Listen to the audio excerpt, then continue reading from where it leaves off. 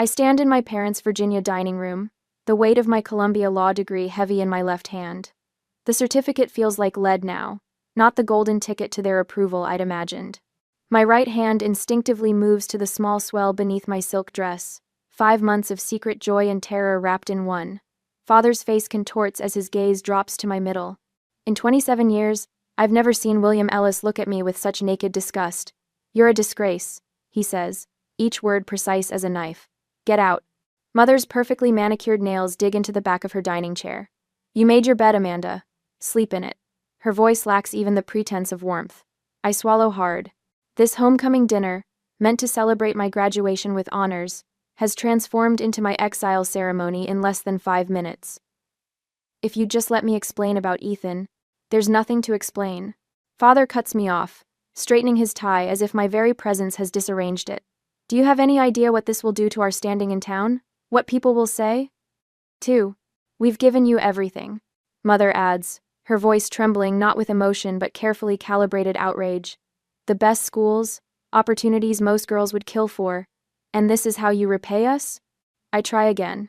"Ethan and I are engaged. The baby—" "Pastor Thompson just asked me to head the Family Values Committee." Father interrupts, color rising in his neck. "Can you imagine if he knew my own daughter was—" He can't even finish the sentence. Mother's eyes dart to the window as if the neighbors might be peering in. "The Gardeners Club meeting is at our house next week. What am I supposed to tell Elizabeth Gardner? Or Susan Matthews from church?" Their words wash over me, and I realize they haven't asked a single question about the father of my child or how I feel. All they see is the threat to their carefully curated image. "You are not welcome in this house while carrying that mistake," Father declares, pointing at my belly. His words unlock a memory from years ago. My 15th birthday. I'd been offered an art scholarship to a prestigious summer program in New York. When I showed Father the acceptance letter, his smile never reached his eyes. "Art is a hobby, Amanda, not a future. And Ellis always puts family reputation first. I've already enrolled you in the business leadership camp instead." I remember how I'd nodded, swallowing my disappointment, tucking away my sketches. It wasn't the first time I'd abandoned something I loved for his approval, nor the last. College boyfriends never made it home for holidays. "They aren't quite what we had in mind," I'd explain, never admitting my fear that Father would find them lacking.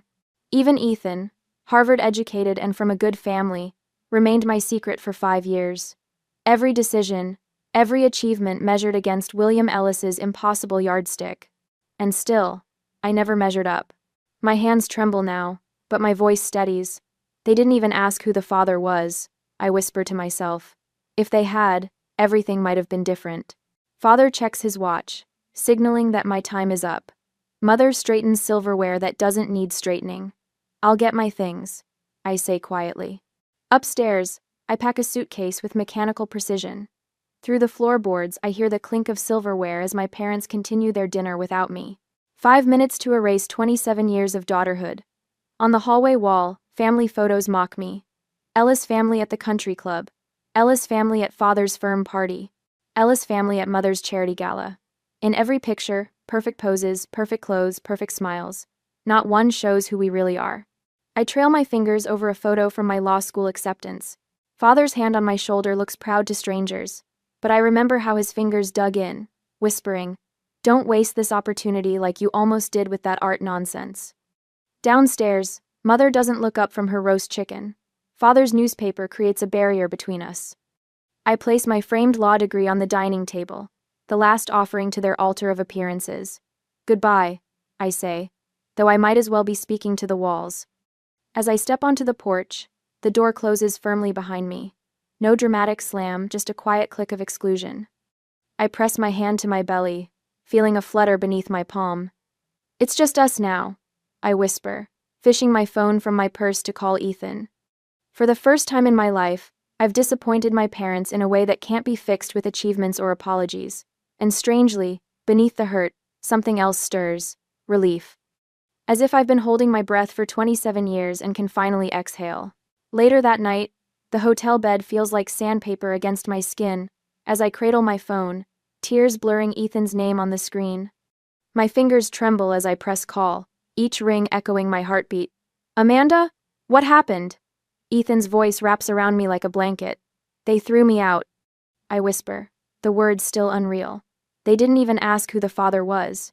Didn't ask anything about you. I'm coming to get you. Right now. No, I just need... My phone buzzes with a notification. Hold on. I switch to speaker and open the Facebook app.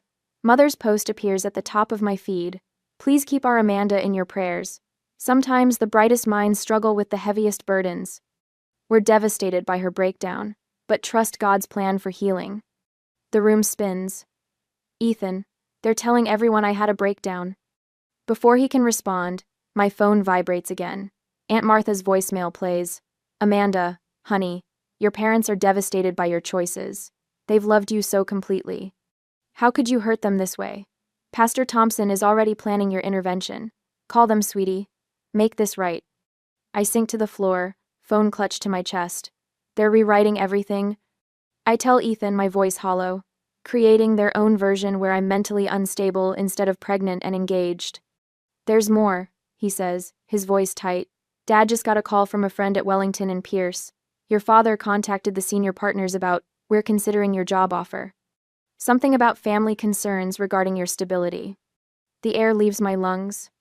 William Ellis, who built his reputation in Virginia business circles over 30 years, is using those connections to destroy my future before it begins. He's trying to make me desperate. I say, surprising myself with how calm I sound. If I can't work, I'll need their money. Mother's using the social pressure. He's using financial leverage. Amanda, listen to me. We aren't playing their game. My father wants to speak with you. The phone rustles, and Charles Caldwell's deep voice fills the line. Amanda, you're family now. Do you understand? We protect our family. Something shifts inside me, like tectonic plates realigning. I stand, wiping tears from my face with the back of my hand. This isn't about shame, I tell him, clarity crystallizing. It's about control. Precisely, Charles says. Now, I've already sent a car to bring you to us. Pack your things. I couldn't impose. Nonsense. Grace is preparing the East Suite as we speak. Madison is practically bouncing off the walls to see you. And our family lawyer will contact your firm first thing tomorrow. Grace is our Grace. I hang up and call Ethan back, mind racing through options, weighing outcomes like the lawyer I've trained to become. I'll accept your father's help. You don't sound like you've been crying anymore. Ethan notes. I haven't been. Something changed when I heard your father's voice, like finally seeing the board when you've only been staring at one chess piece. 2 hours later, the Caldwell family driver helps me with my single suitcase. We pass through wrought iron gates and follow a winding driveway bordered by ancient oak trees. The Georgian mansion rises before us, 14 bedrooms behind stately columns, windows glowing gold against the evening sky.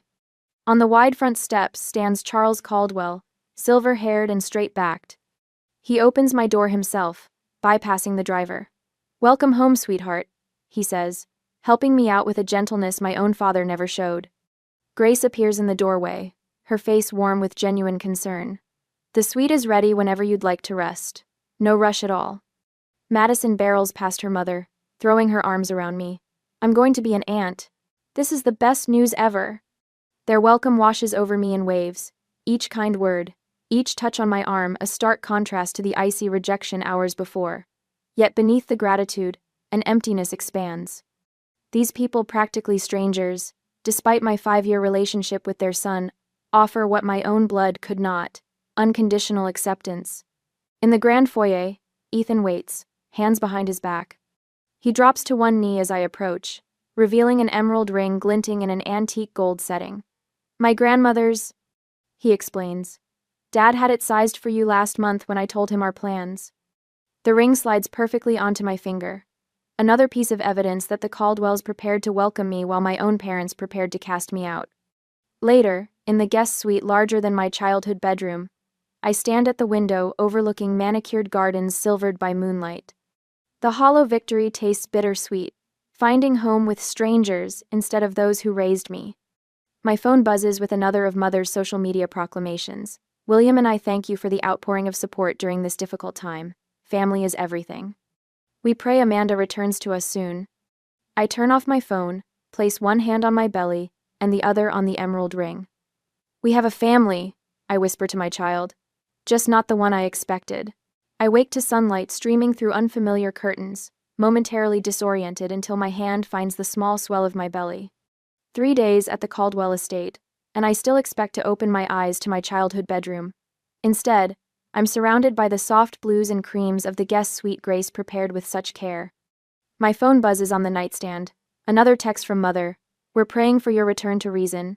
The pastor mentioned wayward children in his sermon yesterday. Everyone's concerned. I set the phone down without responding.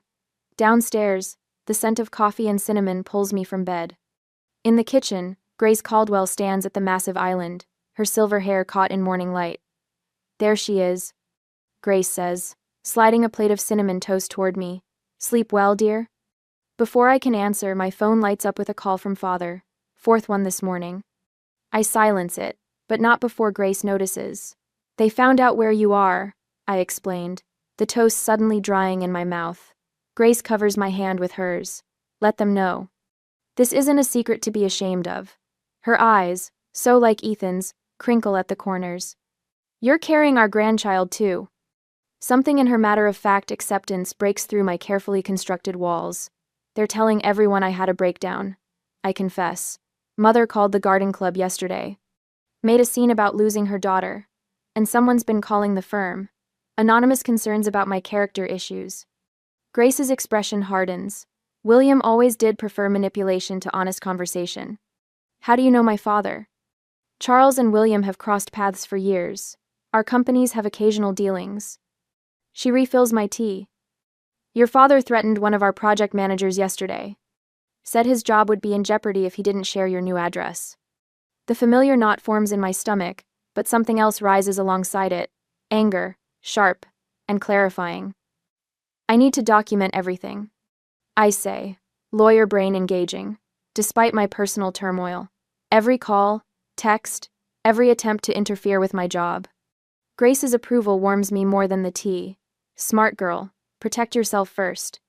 Later that morning, I sat cross-legged on the window seat, creating a detailed timeline on my laptop. Each manipulative text message, each missed call, each report from Charles about Father's interference, all cataloged with dates, times, and potential witnesses. 5 years of law school find purpose beyond making William Ellis proud. Charles finds me there, still working, when he returns from the office early.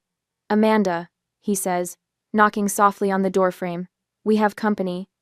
The hollow feeling in my stomach tells me who it is before he says another word. In the grand foyer, my parents stand like foreign dignitaries on hostile soil. Mother's cream suit bears not a wrinkle. Father's posture is board straight as ever. Their eyes sweep over the soaring ceiling, the hand-carved staircase, the generations of Caldwell portraits with undisguised calculation. Amanda, Mother steps forward, arms outstretched as if for an embrace she knows I won't give. We've been so worried. Father doesn't bother with pretense. What exactly do you think you're doing here? His voice carries the same authoritative tone that once sent me scrambling to earn his approval. William, Charles Caldwell's voice lacks Father's sharp edge, but carries a quiet authority that makes everyone turn.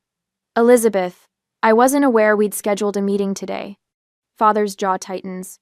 This is a family matter, Charles. Indeed it is, Charles replies, moving to stand beside me. Grace appears at my other side, her shoulder touching mine. Which is precisely why we're involved. You've turned our daughter against us, Mother accuses, her voice pitched perfectly to convey maternal concern. I find my voice steady and clear. You rejected me, they welcomed me. Father's eyes narrow. This rebellious phase has gone on long enough. You're coming home where we can discuss this situation privately. There's nothing to discuss, I say. You made your position clear when you threw me out. We were shocked, Mother counters, eyes darting to Charles and Grace as if they're the real audience. You can't expect parents to absorb such news without reaction. Grace. You didn't even ask who the father was, I point out. 5 months pregnant, and you never once asked about the baby's father. A flicker of uncertainty crosses Mother's face, but Father plows ahead. And now we find you've entangled yourself with the Caldwells. How convenient. Charles steps forward. Amanda is under our protection now, William. As our future daughter-in-law and the mother of our grandchild, she has our full support. Father's confidence wavers for the first time. Future daughter-in-law? Yes, Ethan says, appearing in the doorway. He crosses to me, his hand finding mine. We're getting married, something I would have told you, had you given Amanda the chance to explain. Mother's perfect facade cracks slightly. Ethan Caldwell? But you never mentioned. Would it have mattered? I ask. Would knowing the father is Caldwell have changed your reaction? The telling silence that follows answers my question more clearly than words ever could. Father recovers quickly, shifting tactics. Charles, we should discuss this reasonably. Our companies have mutual interests that could be affected by this situation. Charles's smile never reaches his eyes. Your employment relationships with Caldwell Energy remain secure, William. Your interference in my family, however, is not welcome. I watch Father's confident mask slip further, revealing the calculation beneath. For the first time, I see him clearly, not as the infallible patriarch whose approval I've spent 27 years chasing, but as a man whose power exists only when others grant it to him. Mother senses the shift too, her eyes darted between Charles and Father, suddenly unsure which man holds the stronger position in this room. Perhaps we've approached this incorrectly, she offers, softening her tone. We only want what's best for Amanda. No, I say quietly. You want what's best for your reputation. I place a protective hand over my belly. I'm building a real family now. The evening after they leave, Madison organizes an impromptu engagement celebration in the Caldwell garden. Fairy lights twinkle in the old oak trees, and the summer air smells of jasmine and possibility. First day of the rest of your life, Madison whispers, adjusting the simple floral crown she insisted I wear. Grace presents me with a stack of maternity clothes we'd purchased that morning, my first tangible acceptance of this new life growing inside me. Charles assures me my position at the firm remains secure, legal colleagues unswayed by anonymous whispers. Later, I added today's confrontation to my documentation file. Every message, every threat, every manipulation, all preserved in the cloud where they can't be erased. Ethan watches from the doorway. The wedding planner called, he says. Small ceremony, just as you wanted. I nod, saving the file. The sooner the better. 3 days later, a soft knock at the door interrupts us. Charles appears, his expression grave. Pastor Thompson is in the living room, he says, with your parents.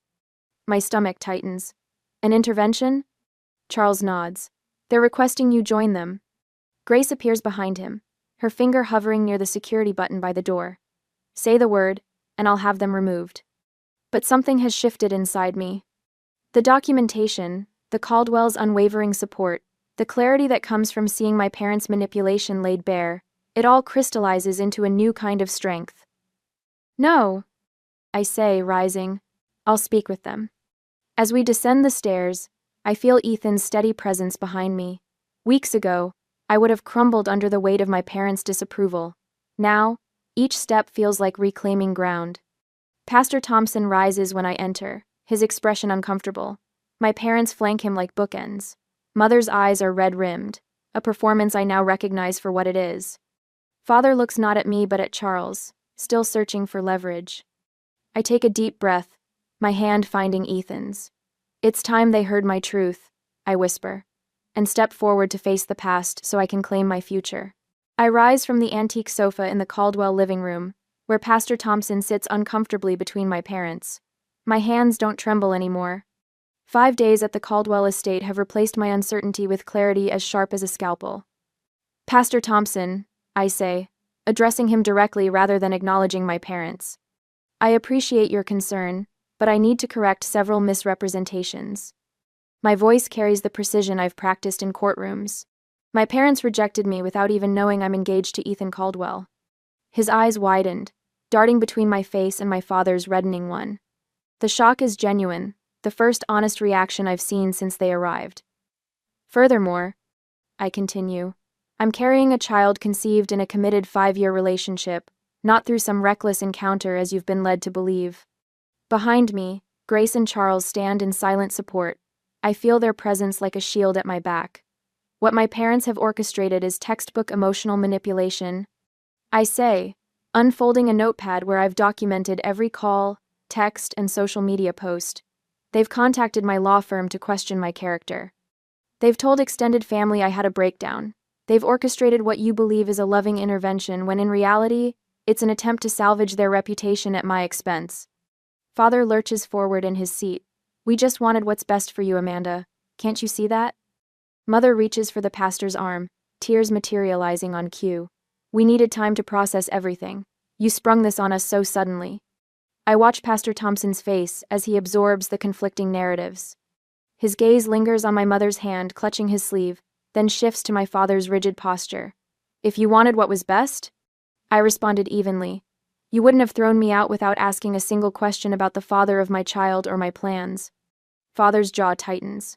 This isn't the place for airing family business. I'm calling Daniel Hargrove at your firm on Monday. We'll see how excited they are about a new associate with your complications. A small smile touches Charles's lips as he steps forward. Actually, William, I had lunch with Daniel yesterday. He was delighted to hear about Amanda and Ethan's engagement. The firm is fully supportive of their family plans. Father's face drains of color. Mother's tears vanish instantly, then reappear with renewed vigor when she notices Pastor Thompson watching. The calculated nature of her performance becomes painfully obvious. Pastor Thompson clears his throat. Mrs. Ellis, Mr. Ellis, you didn't mention your daughter was engaged. His voice carries a note of dismay.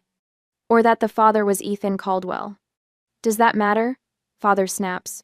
The situation is inappropriate regardless. The pastor straightens in his seat. Actually, it matters a great deal. You presented this as a case of a young woman making reckless choices who needed the church's guidance back to the right path. He turns to me. Miss Ellis, Amanda, I sincerely apologize. The church should offer support during important life transitions, not judgment. Mother's fingers twist nervously in her lap. Pastor, surely you understand our position as pillars of the community. What I understand, he replies gently, is that I've been asked to participate in something quite different from what I was told. Charles steps forward, his manner relaxed and welcoming despite the tension. Pastor Thompson, may I offer you some coffee? You've had quite a drive from town. That would be lovely, thank you, the pastor replies, visibly relieved at the gesture of normalcy. Grace retrieves a small envelope from the side table. While Charles sees the coffee, perhaps you'd like to see our grandchild. She hands him the ultrasound photos. Healthy and perfect in every way. Pastor Thompson's weathered face softens as he examines the images. Beautiful. Truly a blessing. Ethan moves to stand beside me, his arm slipping naturally around my waist. Amanda and I have been together for 5 years, Pastor. We met during our first week at Harvard and have been inseparable since. The timing of the baby surprised us, but our plans to build a life together have been in motion for years. Madison, Ethan's sister, brings over a small folder. We've just finished the engagement announcement for the town paper. Perhaps you'd like to see it? Throughout this coordinated response, I maintain my composure. Not with the rigid control I learned in my parents' house, but with the quiet dignity that comes from being surrounded by genuine support. Mother's eyes linger on the ultrasound photo still in Pastor Thompson's hands. Something flickers across her face, not the manufactured emotion she's displayed since arriving, but something raw and genuine. For a brief moment, I glimpse the grandmother she might have been if appearances hadn't mattered more than love. Father notices nothing. His focus remains fixed on Charles, calculating power dynamics and finding himself outmatched. William, Mother whispers, touching his arm. Maybe we should listen. His head jerks toward her, betrayal flashing in his eyes. There's nothing to listen to. We're leaving. But Mother doesn't move. Her gaze returns to the ultrasound photo. Is it a boy or a girl? She asks softly. Father stands abruptly. Elizabeth. She flinches, but remains seated. Just a moment, William. It's the first time I've ever seen her contradict him, however mildly. The first crack in their united front. Father looks down at her with cold disbelief, then turns and walks out alone. The front door closes with a decisive click. Mother sits motionless, caught between the husband she's always followed and the grandchild she clearly wants to know. Pastor Thompson hands the ultrasound photo back to Grace with a nod of thanks. Perhaps, he says gently, this is a time for building bridges rather than walls. I watch my mother's face as she realizes the narrative she and Father crafted has crumbled. Their version of events no longer controls the story. The community they so desperately wanted to impress will soon know the truth not through angry accusations, but through a simple engagement announcement, and the quiet dignity with which the Caldwells have handled this ambush. The baby is a girl, I tell her, my voice neither warm nor cold, simply factual. An offering she can accept or reject. Mother looks up, uncertainty replacing her usual calculated poise. For the first time in my life, I see her without knowing exactly what she'll do next. And for the first time, it's not my problem to fix. I stare at the formal letter in my hands, William Ellis's law firm letterhead bold across the top. The demand for a family meeting before my wedding makes my stomach clench. 5 weeks ago, I stood in their dining room as they cast me out. Now they want to negotiate terms. Your father's lawyer called again. Charles Caldwell sits across from me at his mahogany desk, his voice calm but eyes sharp with concern. They're threatening a grandparent rights lawsuit. I trace the embossed letterhead with my fingertip.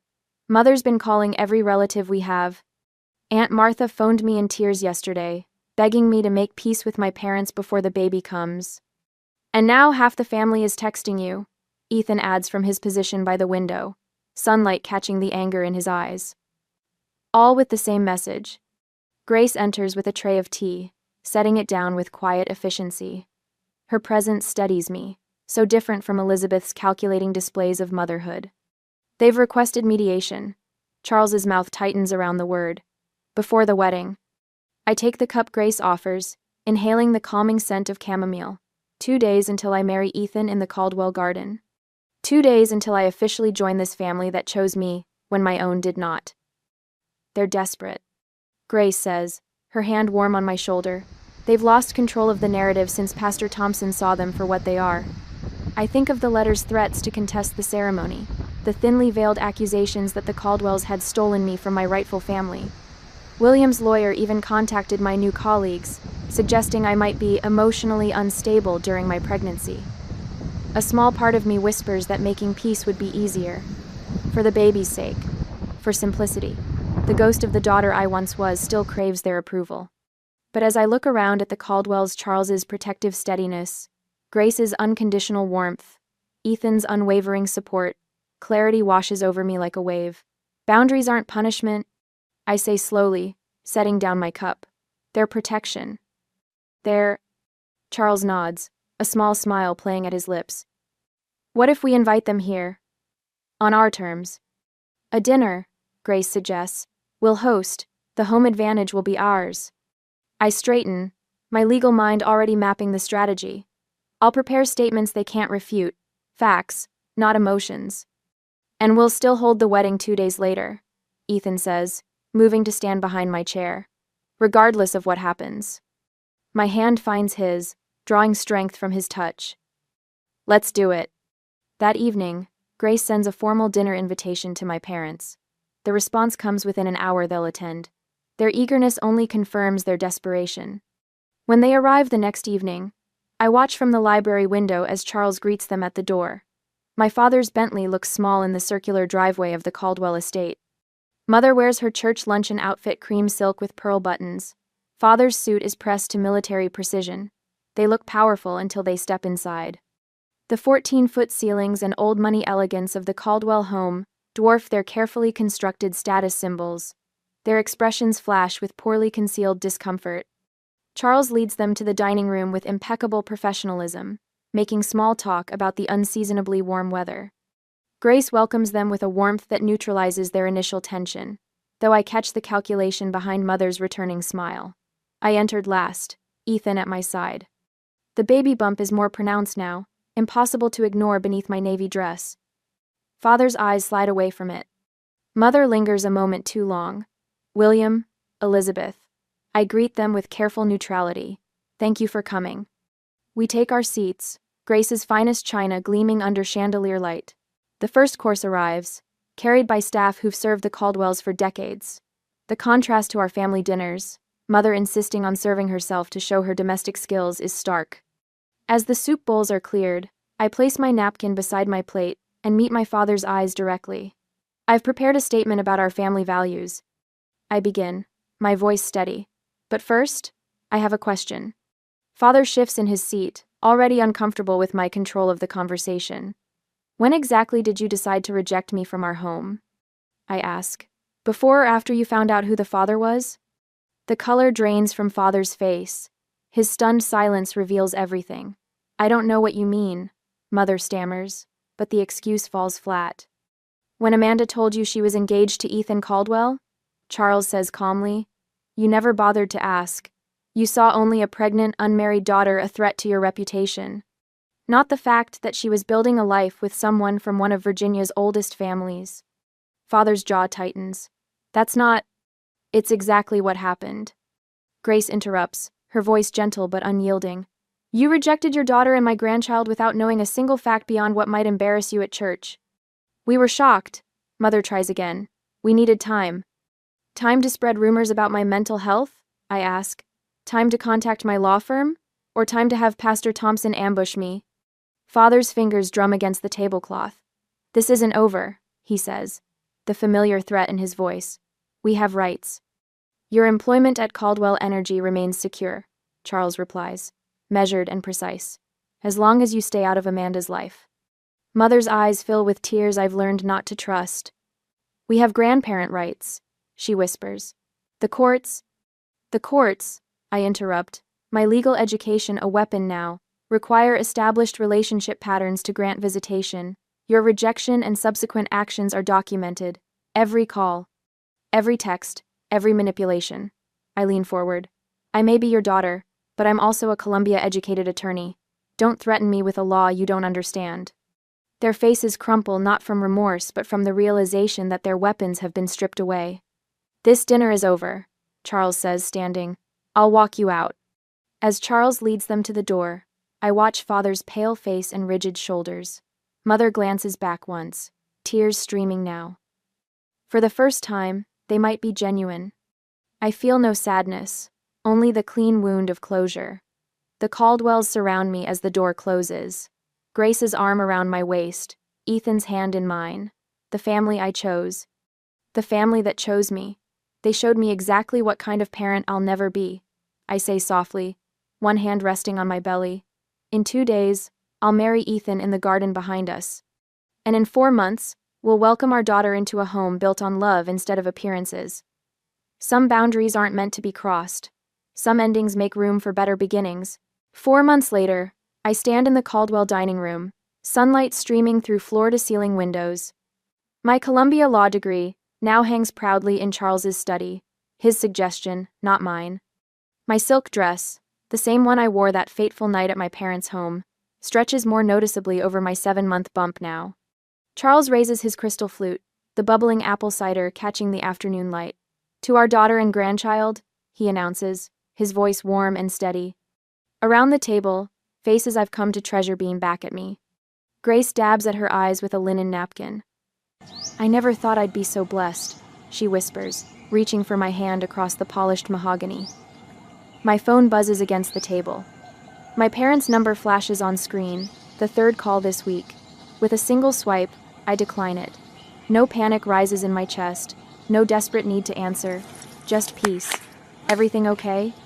Ethan asks, his hand finding the small of my back. Perfect, I answered, meaning it. 4 weeks ago, we married in the Caldwell garden. Nothing elaborate, just roses climbing white trellises, a string quartet playing Bach, and 40 guests who genuinely celebrated our union. My ivory dress showed my belly proudly. Ethan's eyes never left mine as we spoke our vows under Virginia's sky. Later that night, I wrote in my journal, "Love doesn't require earning." 4 words that took 27 years to learn. My law career began with surprising confidence. No shadow of parental expectation follows me into client meetings or court appearances. Instead, I carry the steady assurance that comes from building a family based on mutual respect rather than obligation. The nursery takes shape under Grace's gentle guidance, buttery yellow walls that catch the morning light, a rocking chair by the window. She never pushes, never presumes, just offers her thoughts as suggestions I'm free to accept or decline. My mother would have rearranged everything without asking, I told Dr. Winters during therapy last week. Our monthly sessions have become a refuge where family trauma transforms into understanding. And how does Grace's approach make you feel? She asked. Like I matter, I answered simply. The baby shower brought unexpected tears, seeing Madeline from the firm, my college roommate Sarah, Ethan's sister Madison all gathering around me, chosen family replacing toxic connections. Yesterday, a junior associate peeked into my office, her hands twisting nervously. My father wants me to switch to corporate law, she confessed. He says family law isn't prestigious enough. I gestured to the chair across from my desk. Family is who stands beside you when it's hardest, I told her, sharing my story not as a victim, but as a survivor. Her eyes widened with recognition. Now, standing on the Caldwell estate porch at sunset, I watch Ethan cradle our sleeping daughter. Born 3 days ago, Lily Grace Caldwell entered the world with a powerful cry and 10 perfect fingers that wrapped instantly around my heart. There's a letter, Ethan says quietly, nodding toward the side table.